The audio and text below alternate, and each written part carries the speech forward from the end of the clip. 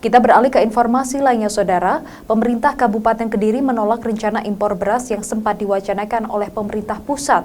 Hal ini dikarenakan ketersediaan beras di Kediri melimpah dan mampu surplus hingga 49.000 ton.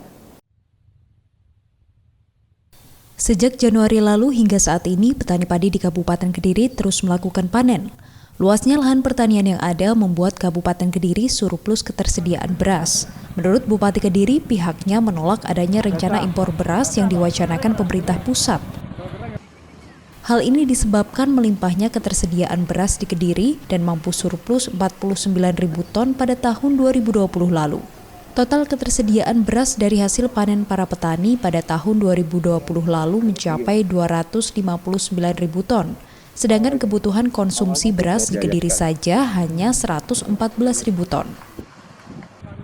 Oleh karena itu, surplus 49.000 ton di Desember 2020 lalu didistribusikan ke sejumlah daerah seperti Jabodetabek dan Bali.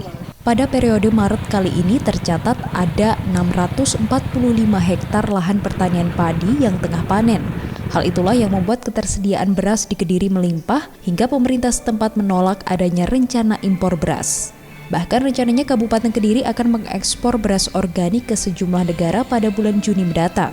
Nantinya ada sekitar 7 ton beras organik yang akan diekspor oleh pemerintah Kabupaten Kediri.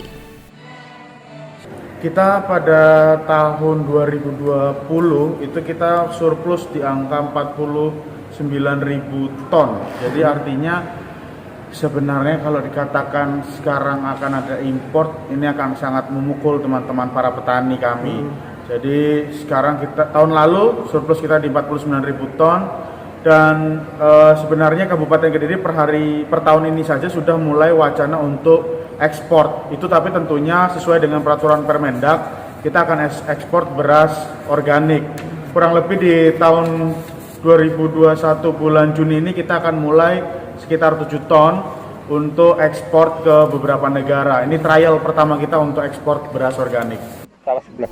Di Kediri sendiri 80% lahan pertanian yang ada digunakan para petani untuk menanam padi, sehingga harga gabah kering panen dari petani saat ini terbilang cukup murah, yakni berkisar antara Rp3.700 hingga Rp3.900 per kilogramnya. Tim Liputan, Kompas TV, Kediri, Jawa Timur.